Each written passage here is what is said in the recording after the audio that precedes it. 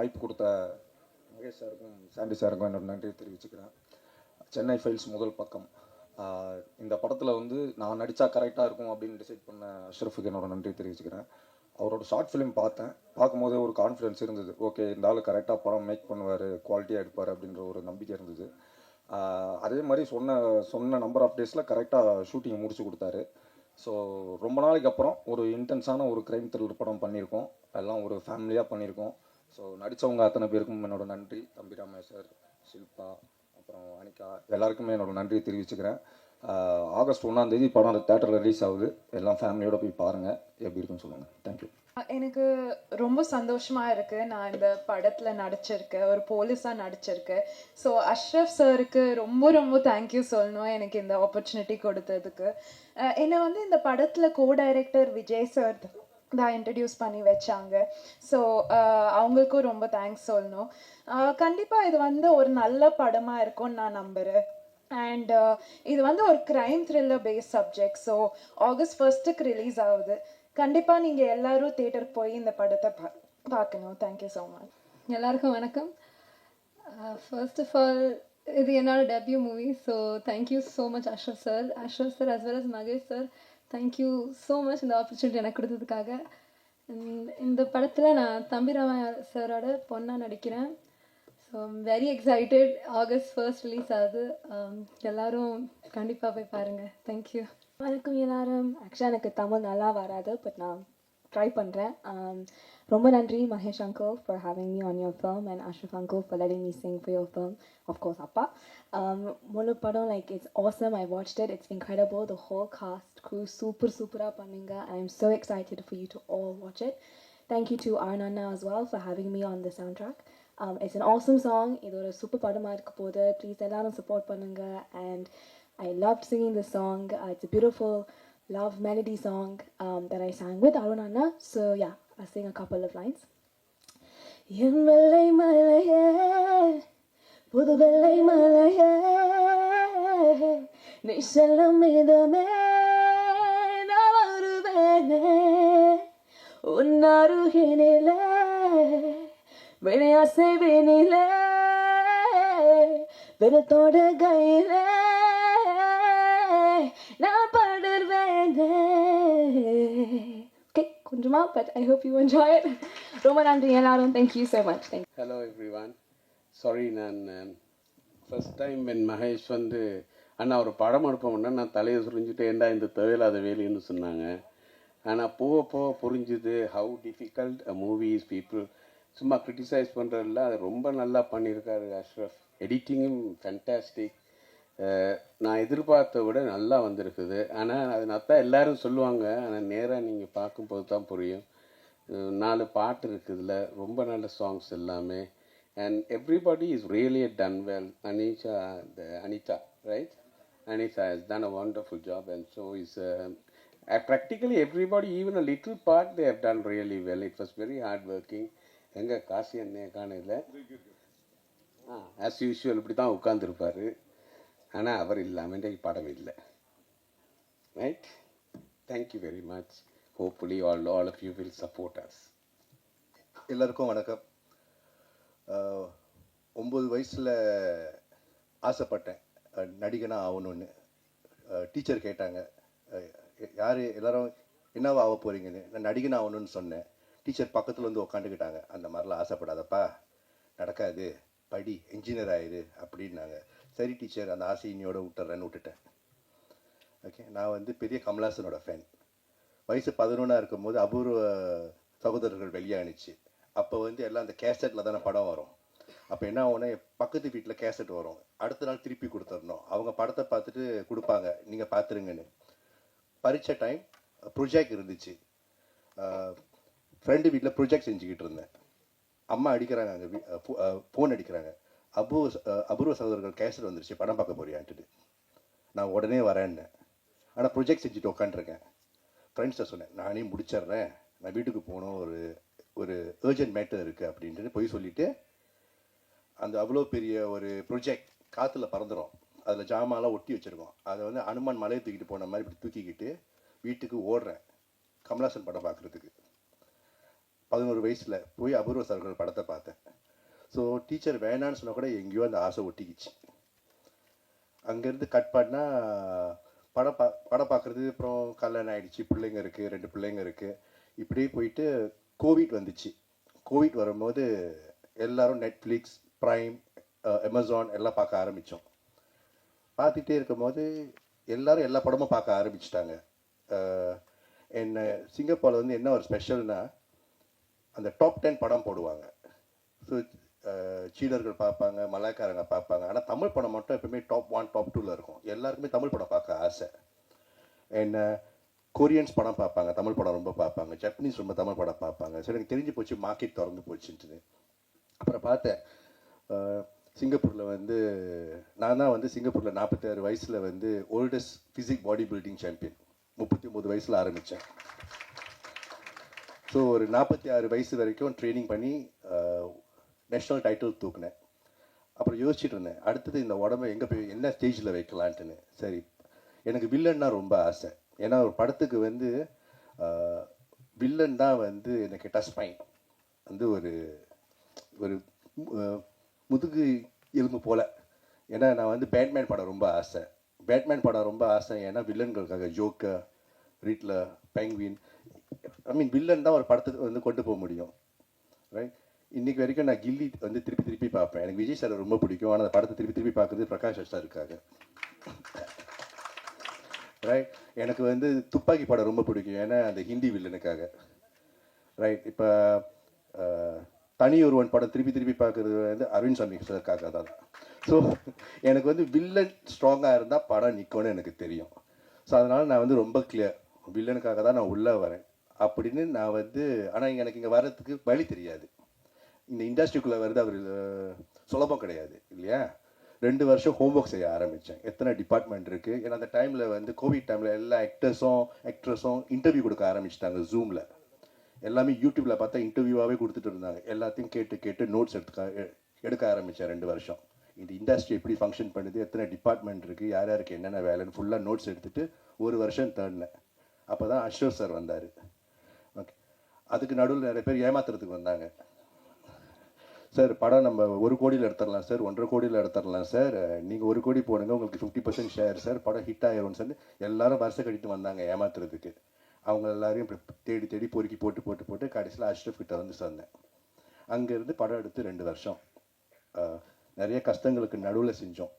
ஏன்னா எனக்கு வந்து சிங்கப்பூரில் வந்து பிஸ்னஸ் இருக்குது, 2 பிள்ளைங்க இருக்காங்க, சேல்ஸ் இருக்குது, ஒரு ஃபுட்பால் அகாடமி நடத்துகிறேன், கோச்சிங் கம்பெனி நடத்துகிறேன், நான் வந்து ஒரு ஆத்தர், நான் வந்து ஒரு இன்டர்நேஷ்னல் ஸ்பீக்கர், வெளியூருக்கெலாம் போய் பேசிட்டு வருவேன். இந்த கேப்புக்கு நடுவில் அந்த பேஷனை செஞ்சு எனக்கு வந்து ரொம்ப சிம்பிள். படம் வந்து ஒரு நார்மல் படம் எடுத்தாலே வந்து 5 கோடி ஆகும் சார், 6 கோடி ஆகும் சார் சொல்லுவாங்க. நான் சொன்னேன் அதெல்லாம் இல்லை, நல்லா கரெக்டாக பிளான் பண்ணால் வந்து அதை பாதியில் கூட இப்போ நல்ல படம் எடுக்கலாம். எனக்கு நல்ல படம் கொடுக்கணும்.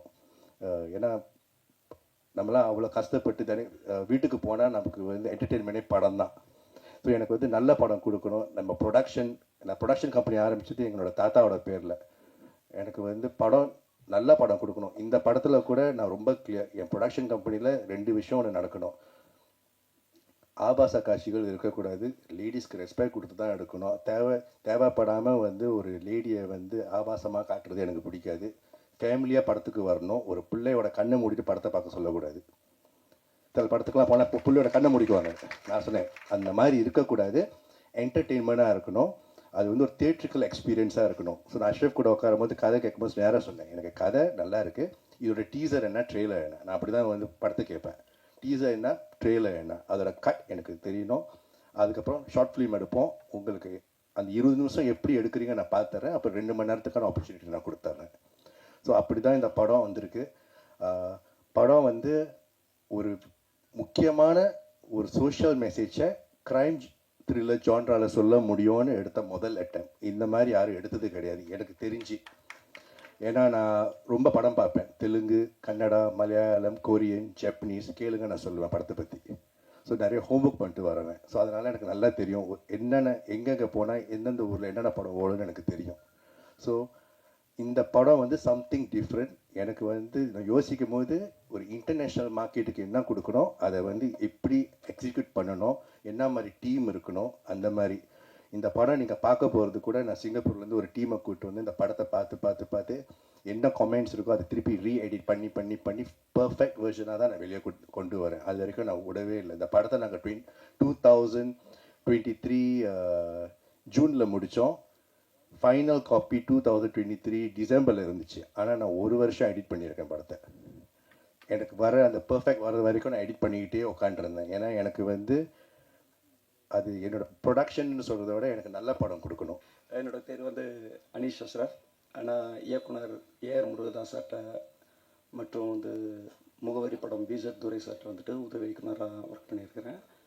இது என்னுடைய செகண்ட் மூவின்னு சொல்லலாம். தமிழில் இது ஃபஸ்ட் மூவி. இயக்குனர் மிஸ்கின் சாருடைய ராட்சசி படம், அதாவது பிசாசு படத்தை கன்னடத்தில் வந்து ராட்சசின்னு நான் வந்து ரீமேக் பண்ணியிருந்தேன். பட் இது கன்னடத்தில், இங்கே வந்து தமிழில் வந்துட்டு இதுதான் என்னுடைய முதல் படம். ஸோ அதை தான் என்னுடைய முதல் பக்கம், சென்னை ஃபைல்ஸ் முதல் பக்கம், எனக்கு முதல் பக்கம். என்னுடைய தயாரிப்பாளர் மகேஸ்வரன் தேவதாஸ் அவருக்கும் வந்துட்டு இது முதல் பக்கம்தான். நான் வந்து நம்மளுடைய இயக்குனர் சங்கத்தினுடைய ஒரு உறுப்பினராக இருக்கிறதுனால இங்கே என்ன படம் மோஸ்ட்லி இங்கே ஏதாவது வந்து ப்ரெஸ் மீட்டில் வந்து ஷோ போட்டாலோ எது போட்டாலோ மோஸ்ட்லி இங்கே நான் வந்திருக்கிறேன். வந்து அந்த இடத்துல உட்காருவேன். அங்கேருந்து பார்க்கும்போது இங்கே ஒரு 10 பேர் தான் தெரிவாங்க.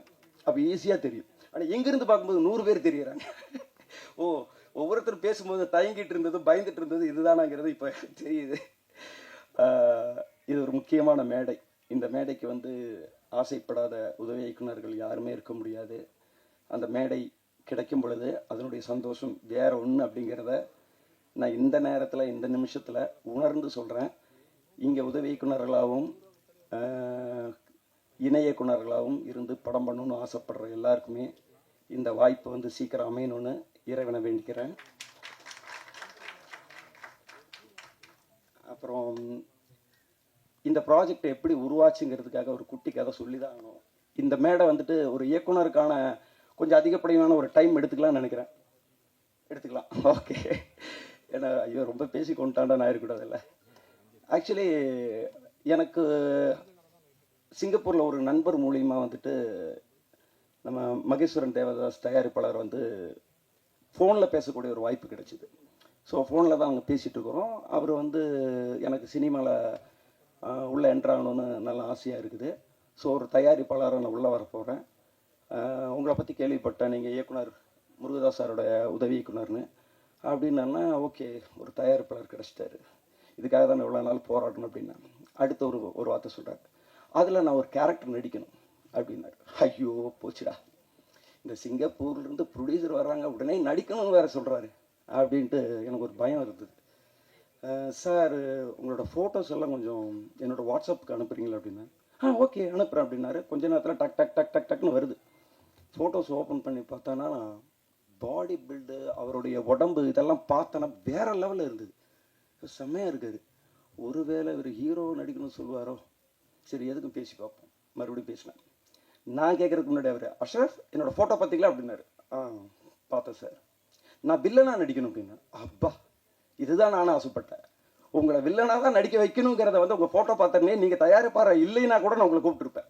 அப்படி ஒரு பாடியோட, அப்படி ஒரு ஃபிசிக்ஸோட இருந்த அவரை வந்து தமிழில் வந்துட்டு நம்ம வில்லனை வந்து அறிமுகப்படுத்துவோம். ஏன்னா ரொம்ப நாள் ஆயிடுச்சு, ரொம்ப வருஷங்கள் ஆயிடுச்சு. சரத்குமார் ஒரு தடவை வந்து இந்த புலன் விசாரணை டைமில் வந்து அப்படி சட்டை கழட்டி நிற்பார். அப்போ வந்து எல்லாருமே அதை பற்றி பேசினாங்க. சரத்குமார் வந்து என்ன பாடியில் ஒருத்தர் வந்தாருன்னு. அதுக்கப்புறம் வந்து எனக்கு லாங் டைம் ஆகிடுச்சு அப்படி ஒரு வில்லன் என்றால அப்படின்னு நான் நினைக்கிறேன். சில இடத்துல வந்திருக்கலாம், இருந்தாலும் கூட ரொம்ப கொஞ்சம் குறைவாக இருக்குது.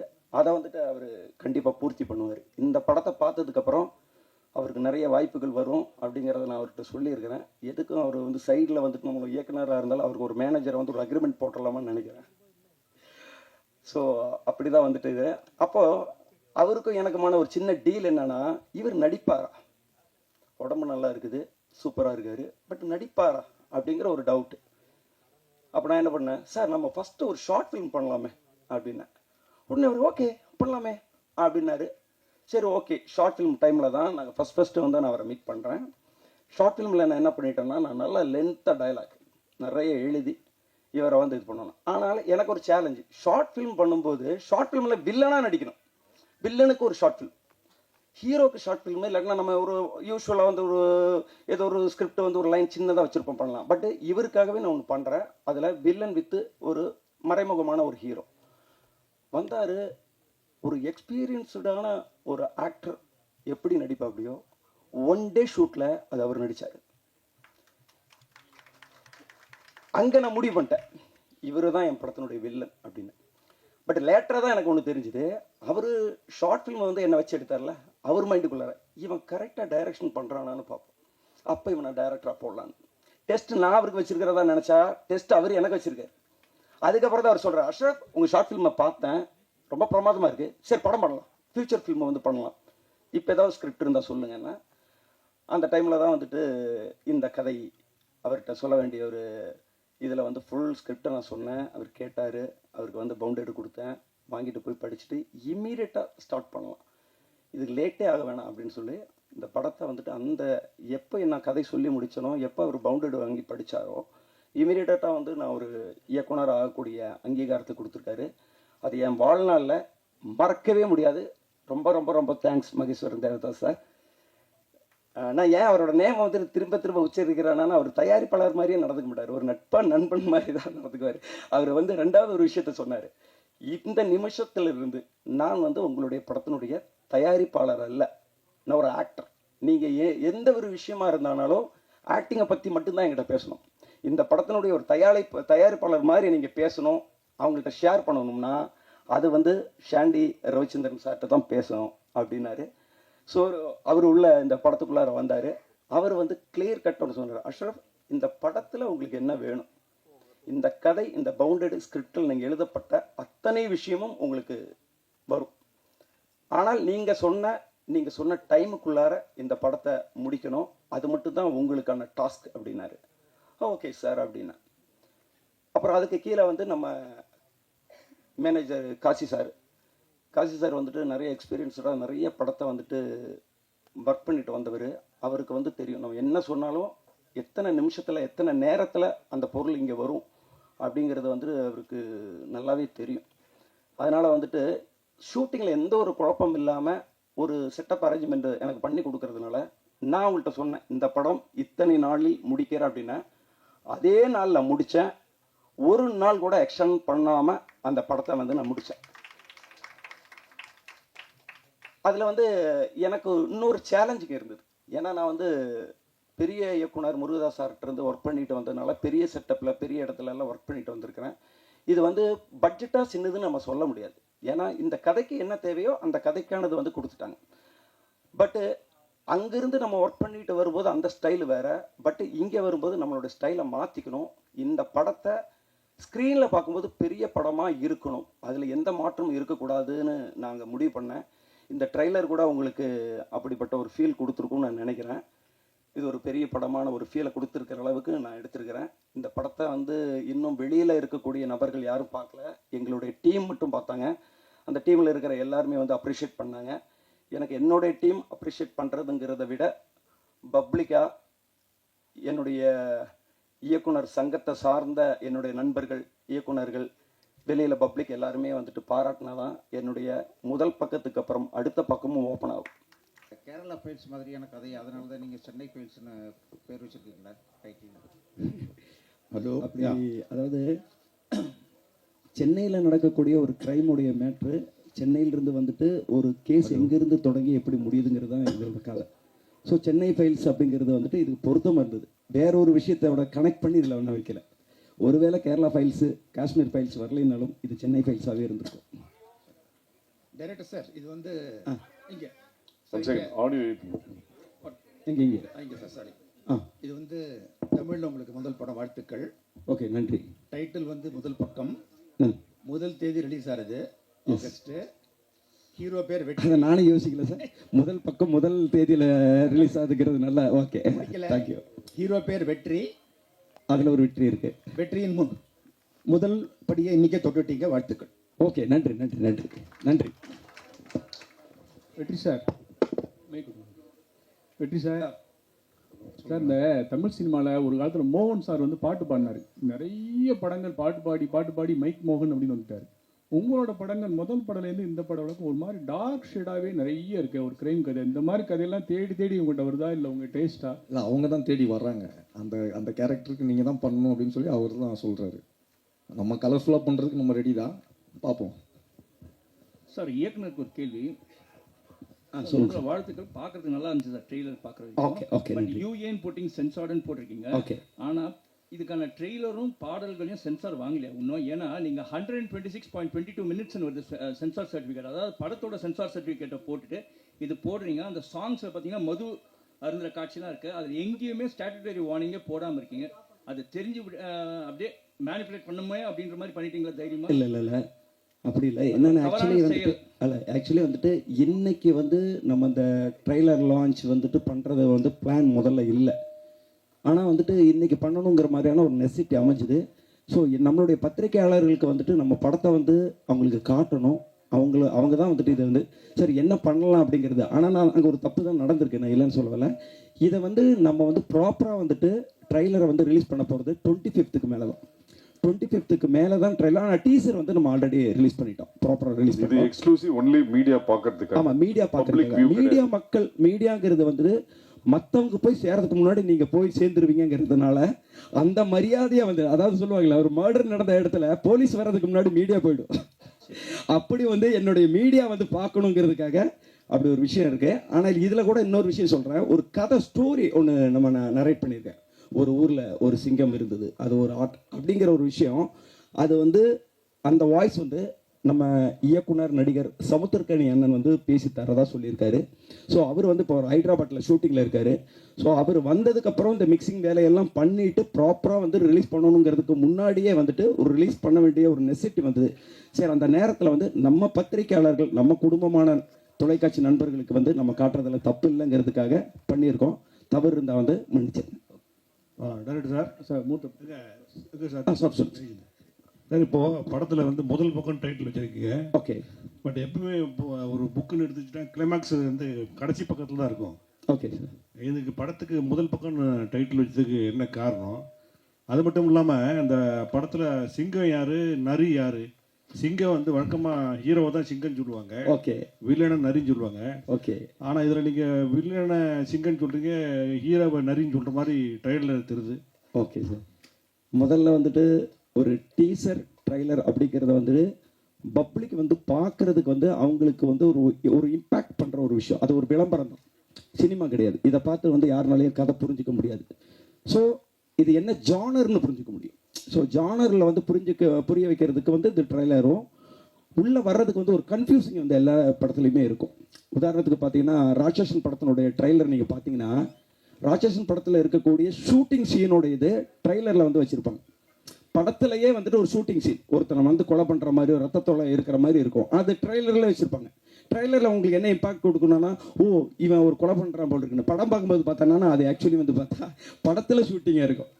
ஸோ அது மாதிரி இந்த நரேஷன் வந்து ஒவ்வொருத்தருக்கும் ஒவ்வொரு இம்பாக்ட் கொடுக்கும். இப்போ நீங்கள் சொன்ன மாதிரி யார் ஹீரோ, யார் சிங்கம், யார் நரி, ஒரு குழப்பம் இருக்கா? இந்த குழப்பம் வேணும், அதுக்காக பண்ணியிருக்கிறது. நீங்கள் படம் பார்க்கும்போது யார் சிங்கம் யார் நரின்னு உங்களுக்கு தெரிஞ்சிடும். வெற்றி சார் அதே தான். சிங்கம் நரி 2 கேரக்டருமே நீங்கள் தான் நடிச்சிருக்கீங்களா? எங்கிட்ட கேட்குறீங்களா?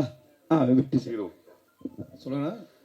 அதாவது சொல்கிறார் இல்லையா, சிங்கம் நரி, இந்த 2 கேரக்டரும் நீங்கள் தான் பண்ணியிருக்கீங்களா? இல்லை, அந்த மேட்ரை நான் இப்போ ட்ரெய்லரில் பார்த்து தான் தெரிஞ்சுக்கிட்டேன். படத்தில் அது இல்லை. அதுக்கும் அது டைரக்டரோட சாய்ஸ் தான்.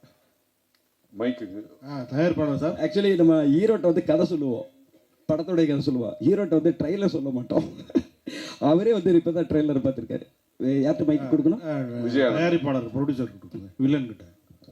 சார், இப்போ நீங்கள் படங்கள்லாம் பார்த்துட்டு ஹீரோவை பிடிக்கல, அதாவது ஹீரோவை இன்ஸ்பயர் பண்ணல, வந்து வில்லனை தான் எனக்கு இன்ஸ்பயர் ஆச்சு, அதனால தான் வில்லனாக நடிக்க வந்திருக்கேன் அப்படின்னு சொன்னீங்க. நிறைய ஹீரோ பேர் சொன்னீங்க. நீங்கள் எந்த இன்ஸ்பிரேஷனில் வந்தீங்க, எந்த மாதிரி வில்லனாக ஆகணும் அப்படின்னு சொல்லிட்டு நீங்கள் நினைக்கிறீங்க? இல்லை, நான் முதலே சொன்னது தான் சார். இப்போ துப்பாக்கி படத்தோட வில்லன் தனி ஒருவன் ஒரு மாதிரி வில்லன், அதாவது ஒரு கிளாஸி வில்லன் அந்த படத்தை வந்து எலிவேட் பண்ணணும். அதாவது இப்போ இந்த படம் எடுக்கும்போது கூட அவர் கதை சொல்லும்போது நான் சொன்னேன், சார் நீங்கள் ப்ரொடியூஸ் பண்ணுறீங்க, மேபி உங்களுக்கு எக்ஸ்ட்ரா சீன்ஸ் அதெல்லாம் தேவையில்லை, அந்த கதைக்கு என்ன தேவையோ, அந்த வில்லனுக்கு எவ்வளோ தேவையோ, அந்த மீட்டக்குள்ளே நான் எவ்வளோ பெர்ஃபார்ம் பண்ண முடியுமோ நான் பண்ணி கொடுப்பேன். ஸோ எனக்கு வந்து இப்போ நீங்கள் என்ன பார்த்துக்கிட்டிங்கன்னா, இப்போ படம் பார்க்குறோம், அந்த படத்தை பார்த்தாலே உங்களுக்கு தெரியும், இவருக்கு இந்த மீட்டரில் தான் நம்ம போய் தேடலாம், இவரை வந்து நம்ம இந்த மாதிரி யூஸ் பண்ணலான்னு விஷயம் தெரிஞ்சவங்களுக்கு தெரிஞ்சிடும். ஸோ அந்த மாதிரி வரும்போது தெரிஞ்சிடும் எனக்கு அந்த டேரக்டர் இதுக்கு மேலே எனக்கு ஆப்பர்ச்சுனிட்டிலாம் வந்து கதை வந்துச்சுன்னா எனக்கு சூஸ் பண்ணும்போது தெரியும், என்னால் முடியுமா முடியாதான்னு எனக்கு தெரிஞ்சிடும். அவங்களுக்கும் தெரியும் என்ன கேட்கணும்னு தெரியும். பார்க்கலாமே எப்படி போகுதுன்னு. All the best. Thank you sir. Silva madam, நீங்கள் ஜேர்னலிஸ்டாக நடிச்சிருக்கீங்கன்னு டைரக்டர் சொன்னார். ஜேர்னலிஸ்டாக நடித்தா ஹீரோயின் வந்து கொஞ்சம் கிளாமராக நடிக்க முடியாது. இந்த படத்தில் வந்து எப்படி நடிச்சீங்க, என்ன மாதிரி ஜேர்னலிஸ்ட், பாடி லாங்குவேஜ்லாம் யாரை பார்த்து இது பண்ணீங்க? உங்களை பார்த்து தான் கற்றுக்கிட்டேன். சுந்தரம் பேர் தான் மீனாட்சி சுந்தரம் பேரு. ஆனா அவர் வந்து மீனாட்சி சுந்தரத்துல மீனாட்சி இருக்கிறதுனால மீனாட்சி இன்ஸ்பயர் ஆகி பண்ணுங்க. டேரக்டர் சார் சொல்லுங்க சார். வில்லனைய முகத்தையே காமிக்கல ஒன்று. அப்புறம் வெற்றி சார் எப்போ டி ராஜேந்திரன் மாதிரியே தாடி வச்சு நடிக்கிறீங்க, எப்போ இல்லாமல் நடிப்பீங்களா? ஒருவேளை இந்த படத்துக்கு வரும்போது அவர் தாடி இல்லாமல் வந்திருந்தா கூட நான் தாடி வளர்த்த சொல்லியிருந்திருப்பேன். ஏன்னா இந்த கதைக்கு வந்துட்டு தாடி வளர்த்துன ஒரு கேரக்டர் தான் எனக்கு தேவைப்படுது. அது ஆல்ரெடி அவர் தாடியோடய முன்னாடி நடிச்சிட்டு இருந்தார். ஸோ இந்த கதைக்கும் அது தேவைப்பட்டதுனால அப்படின்னு.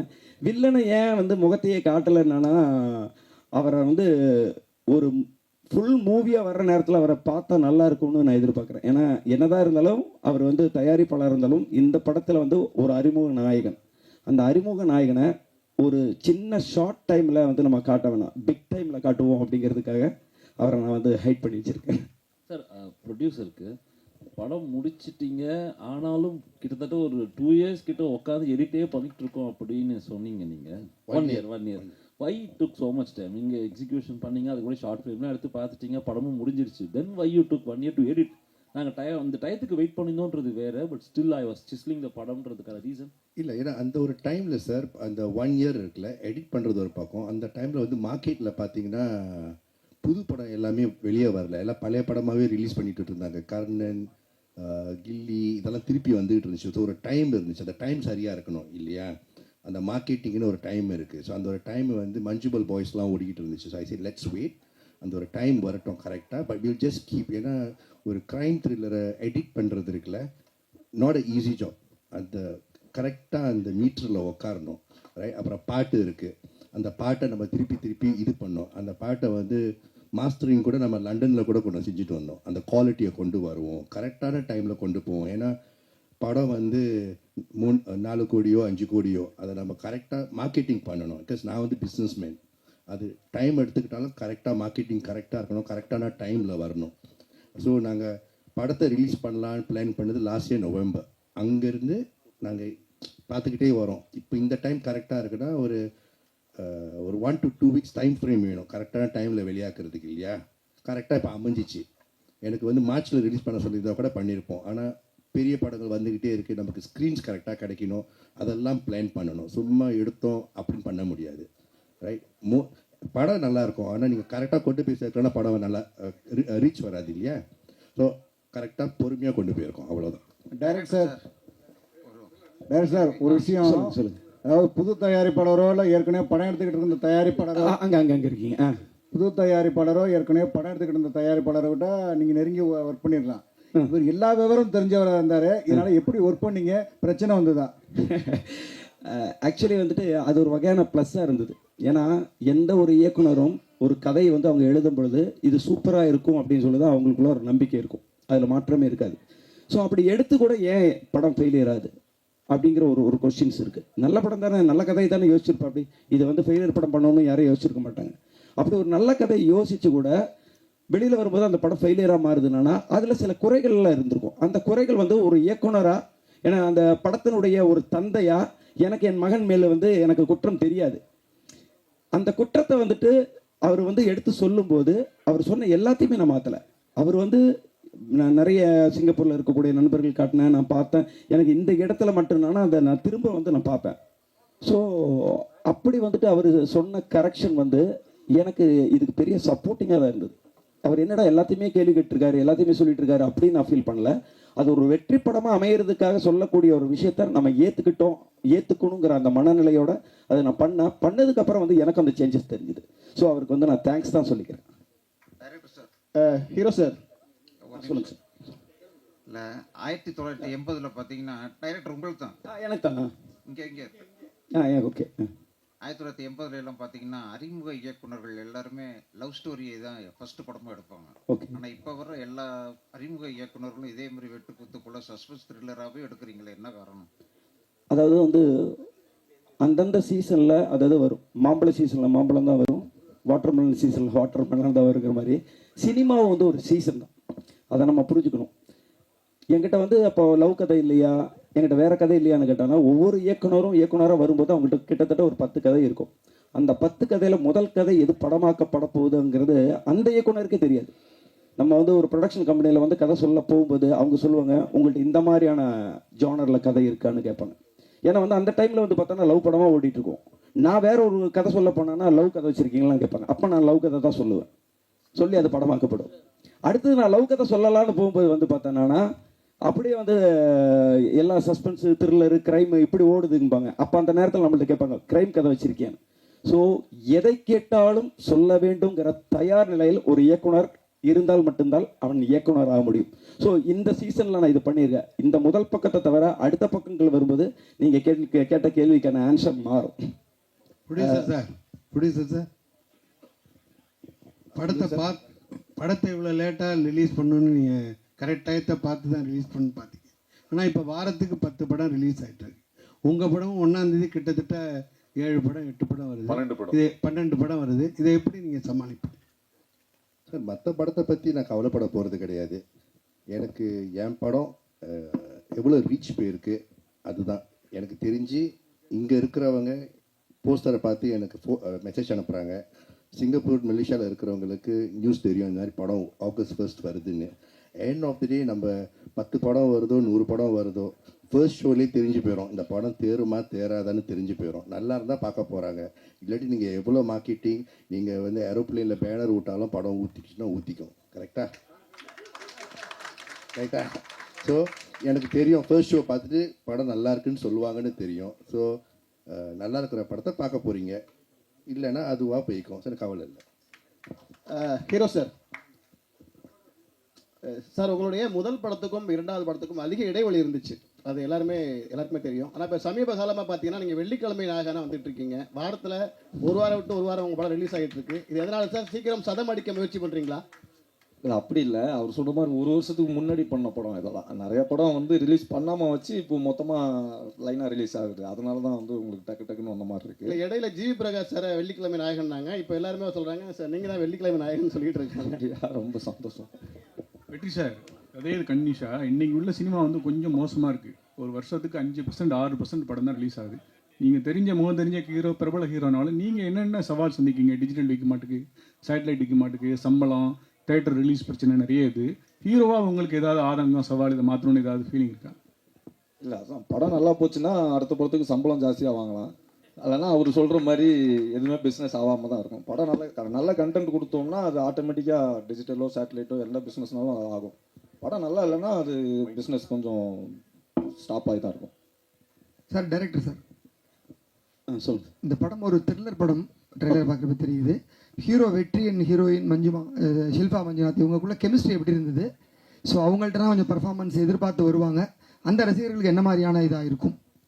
ஓகே, இந்த கேள்வி ஆக்சுவலி அவங்க 2 பேர்த்திட்டு கேட்டிருக்கணும். பரவாயில்ல, ஒரு இயக்குனராக சொல்கிறேன். யாரோ சொன்னாங்க ரிப்போர்ட்டராக நடிக்கும்போது வந்து கிளாமராக இருக்காது. அப்படி இருக்கும்போது வந்து நீங்கள் எப்படி நடிச்சிங்கன்னா உண்மையாலுமே கிளாமர் கிடையாது. உண்மையாலுமே கிளாமர் இல்லாமல் ஒரு ரிப்போர்ட்டர் அவங்க கரெக்டான ஒரு பதில் சொன்னாங்க. இந்த ரிப்போர்ட்டர் எங்கேருந்து கற்றுக்கிட்டா உங்கள்கிட்ட இருந்து கற்றுக்கிட்டாங்கன்னு. அதே மாதிரி தான் படத்தில் அவங்கள தெளிவான ஒரு ரிப்போர்ட்டராக மட்டும்தான் காட்டியிருக்காங்க. டக்குன்னு 2 பேர் வந்து பார்த்தாங்க, கண்ணும் பார்த்தது காதல் பாட்டு போனதுங்கிறது என் படத்தில் இல்லை. ஆனால் அவங்களுக்கான ரோலில் 2 பேரும் எப்படி ட்ராவல் பண்ணணுமோ அதை நான் கரெக்டாக காட்டியிருக்கிறேன். அந்த ட்ராவலில் அவங்களோட கெமிஸ்ட்ரி வந்து கரெக்டாக இருந்தது. வெற்றி சார், இப்போ நீங்கள் கூட சொன்னீங்க படத்தினுடைய கண்டென்ட் நல்லா இருந்தால் நல்லா ஓடும், இல்லைன்னா ஓடாது அப்படின்ட்டு. ஆனால் இல்லை ஓடுறது சொல்லுங்க, பிஸ்னஸ் ஆகுறது. பிஸ்னஸுக்கு சேட்டலைட்டோ பிஸ்னஸுக்கே கண்டென்ட் தான் முக்கியங்கிறப்ப அதை வச்சு ஹீரோக்கள் சம்பளத்தை ஏற்றுறது அப்படிங்கிற ஒரு விஷயம் இருக்குல்ல, அதை பற்றின ஒரு விமர்சனம் பல பேர் சொல்லிகிட்டே இருக்கிறாங்க. படத்துடைய கண்டென்ட் தான் முக்கியம், டைரக்டர் தான், நீங்களும் அதை சொல்கிறீங்க. ஆனால் ஹீரோக்களுடைய சம்பளம் ஏற்றிடுறாங்களே, அதை பற்றி என்ன நினைக்கிறீங்க? நான் ஒன்றும் ஏற்றலையே. பொதுவாக சொல்கிறேன். இப்போ நீங்கள் பேசுகிறது சினிமா இண்டஸ்ட்ரி பற்றி பொதுவாக சொன்னீங்க. அதுமாதிரி பொதுவாக சொல்கிறேன், அந்த மாதிரி ஒரு விமர்சனம் இருக்குல்ல? இல்லை, அவங்க கொடுக்குறாங்க, இவங்க வாங்குறாங்க, அவ்வளோதானே. கொடுக்குறவங்க இருக்கிற வரைக்கும் வாங்குறவங்க வாங்கிட்டு தானே இருப்பாங்க. நன்றி. Yeah, Shilpa. My question to Shilpa, ma'am. Yeah. Shilpa, playing a journalist in a crime thriller must have been exciting and challenging too. We all know you're a perfectionist. What kind of homework you did exactly to do justice to the character? Because the whole film revolves around you. Sir, to correct, it doesn't revolve around me because இது த்ரில்லர்னால வெற்றி and Mahesh அவர் கூட தான் ஒரு journey தான் இது. இது கூட வந்துட்டு ஒரு அந்த பிரிட்ஜ் வந்துட்டு நான் சேர்ந்து தரேன். ஸோ அந்த மாதிரி கேரக்டர் தான் இந்த படத்தில் பண்ணியிருக்கேன். No, I am not. I'm helping him to unreveal it. So, and எப்படியானா ஹோம்ஒர்க் பண்ணேன் போது நான் இண்டஸ்ட்ரிக்கு வரும்போதே தியேட்டர்ஸ் பண்ணிட்டு தான் நான் வந்தேன். வீதி நாடகம் அதெல்லாம் பண்ணிட்டு தான் கற்றுட்டு தான் வந்தேன். ஸோ அங்கே Prakash Belawadi sir was my guru. So first thing what he told to be a good actor is, நீங்கள் ஒரு பார்க்கும்போது ஒரு வித்தியாசமாக இருக்குன்னா you have to be like a sponge, you have to absorb them. So நான் வீட்டுக்கு போயிட்டு like if I see something interesting I will start behaving like them. So as a person I am like that. So whenever I come see you all, there are so many characters, so it was not difficult for me because morning in the night work we will be around you, talk with you, like interviews irukla. So playing you guys was not a difficult task for me. The body language irukla, neenga question kekra attitude irukla. In fact neenga question kekkumbodhu or attitude irukku, or friendly ah irukumbodhu normally pesumbodhu innor attitude irukku. So that is something as a journalist at the thin line maro. When I was questioning him in the movie also, நீங்க ஃப்ரெண்ட்லியா மாறுறதுக்கும் போது ஒரு attitude மாறிடும், and ஒரு ஜேர்னலிஸ்டா கேட்கும்போது there is ஒரு கத்து இருக்கும், and there is a power in your pen. Like the journalism ஒரு மைக் கொடுக்கும்போது ஒரு பவர் இருக்கு, நாங்கள் அதை அவாய்ட் பண்ண முடியாது. So you ask me question, I can't say, நான் சொல்ல மாட்டேன், because that's a power. So ஜேர்னலிஸ்ட்டுக்கு அந்த பவர் இருக்கு, அந்த வாய்ஸில் இருக்கட்டும், அந்த பென்ல இருக்கட்டும். So I think that was important here. வந்து ஒரு கொஸ்டின் கேட்டிருந்தாரு, இந்த மாதிரி ஒரு வருஷம் ஏன் எடிட்டிங், ஒரு வருஷம் ஏன் தள்ளின்னு. இதை வந்து ஃபோனில் பலமுறை நான் நேரில் பார்க்கலனாலும் ஃபோனில் ப்ரொடியூசர்கிட்ட சொல்லும் போது, இது ஃபைனான்ஸ் வாங்கி எடுக்கப்படும் படம் அல்ல, என் சொந்த படத்தில் எடுக்கிற படம். இது மட்டும் தமிழ்நாட்டில் வந்து 1500 ஸ்க்ரீன்ஸ் மேலே இருக்குது. என்னைக்கு நம்மளுக்கு 200 ஸ்க்ரீன் கிடைக்குது, 200 ஸ்க்ரீன் மட்டும் இல்லாமல் நல்ல ஷோஸ் என்னைக்கு கிடைக்குதோ அது வரைக்கும் பொறுமையாக இருந்து வெயிட் பண்ணலாம். முதல்ல டிஸ்ட்ரிபியூட்டர்ஸை வந்து நம்ம அனௌன்ஸ் பண்ணுவோம். இன்னைக்கு வந்து சொசைட்டியில் வந்து பெரிய படங்களுக்கு தான் டெய்லி ஆன் போர்டில் வந்து ஒரு டிஸ்ட்ரிபியூட்டராக பண்ணும்போது, நம்ம படத்துக்கு நம்ம பட்ஜெட்டுக்கு வெற்றி இருக்காரு, வாரத்துக்கு 12 படம் ரிலீஸ் ஆகுதுன்ற நான் ட்ராக் பண்ணிட்டு இருக்கேன். என்னைக்கு தமிழ்நாடு ஃபுல்லாக நல்ல டிஸ்ட்ரிபியூட்டர்ஸ் கிடைக்கிறாங்களோ அப்போ பண்ணலான்ற போது மாஸ்டர் மைண்ட் செந்தில் வந்தார் தமிழ்நாட்டுக்கு. City NSC Dhanam pictures, Coimbatore Tiruppur Subramaniam Sakthi films, Madurai வந்து சூர்யா மூவிஸ், திருச்சி தஞ்சாவூர் எஸ்ஆர் பிரபுவோட dream warrior pictures, Salem Pradeep, TK வந்து பிரதாப் ராஜா, இவங்க எல்லாரும் சேர்ந்து ஆகஸ்ட் 14 தான் கூலி வருது. ஆகஸ்ட் 1 வாங்க, நிறைய 200+ ஸ்க்ரீன்ஸ் வரும், நிறைய ஷோஸ் கிடைக்கும். அதனால நீங்க லேட் ஆனாலும் உங்களின் வெற்றியும் தள்ளிதான் போயிருக்கிறது, தவறி போகவில்லை. அதனால மெதுவா வரலான்னு சொன்னதுனால இந்த படம் ஆகஸ்ட் 1 வருகிறது. வந்திருந்த அனைவருக்கும் நன்றி, வணக்கம்.